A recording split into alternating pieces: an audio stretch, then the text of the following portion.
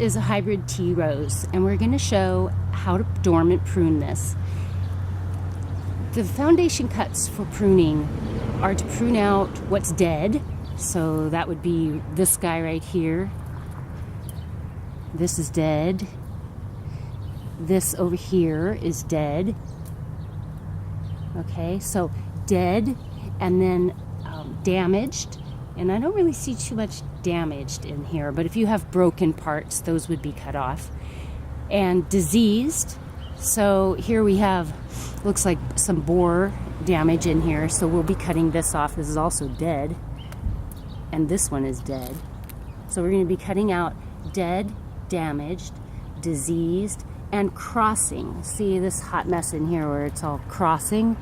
And here's crossing, and here's crossing. So we're going to clean this up so that it is kind of an open bowl, so it's clear in the center, and we're pruning to an outside bud. So right here, if we were pruning this one, say, and we wanted to keep this much of it, we would prune to this outside bud, outside facing bud. See how it's going that way? Normally wouldn't prune to this inside facing one. So when something says prune to an outside facing bud, that's what it means. This is the bud. And we're having a very warm winter, so we're normally at this time of year, these would not have leaves on them at all. It would just be a bump.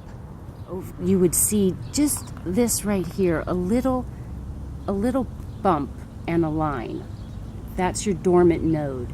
But we're having an early spring here, so they're breaking bud early and they're pushing growth. So we're a little late on our dormant pruning, but it's okay. Better to prune a little late than not at all. And roses are very forgiving.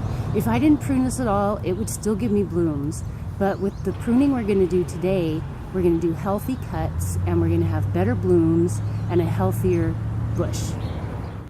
This is a hybrid tea rose, and it's the most sold rose that you can buy at the nurseries. It's the most famous. It's the florist rose that gives you those long stems with a single rose on top. So here we have, this was a bloom from late in the season, so it's on a shorter stem. But normally I wouldn't don't leave these on, because this is an old flower and it's just, it's like a mummy, and it's a great place for fungal spores. Woo! You see that? So to keep your rose clean at the end of the season last year, you can cut these off. Another thing I want to talk about is doing pruning cuts into wood that is stems that are thicker than a pencil. So here's a pencil, and you see how this is so much thinner.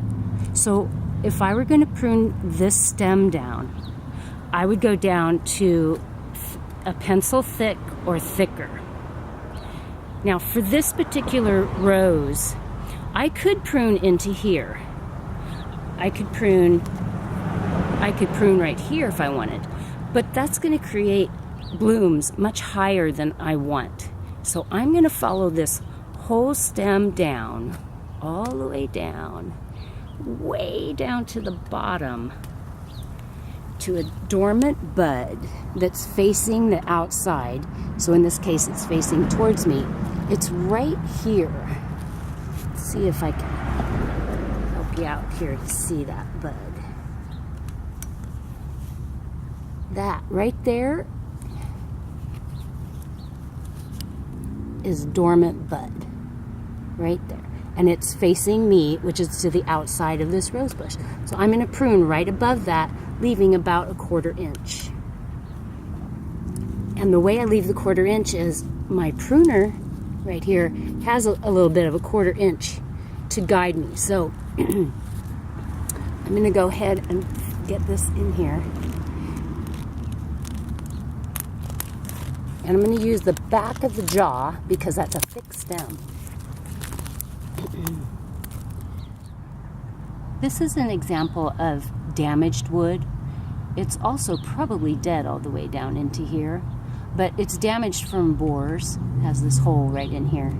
And it's not going to give us any viable growth. So I'm going to prune that out using a lopper because it's bigger without damaging this over here. Yeah, see that? That's dead right in here. So that whole piece was dead. This piece here, this stem is also dead, so that can come out. Now, here's a tip for using your pruner. If I prune it this way with this bottom 1/4 inch closest to the trunk, I'm going to be leaving, you see that? The cut will be a 1/4 inch over from the trunk. I'm going to flip my pruner over so that I can get a really close cut. And I'm going to use if this were a set of jaws, I'm going to use the inside jaw. People tend to use the tips a lot, and then they struggle and they want to go, ugh, twist this.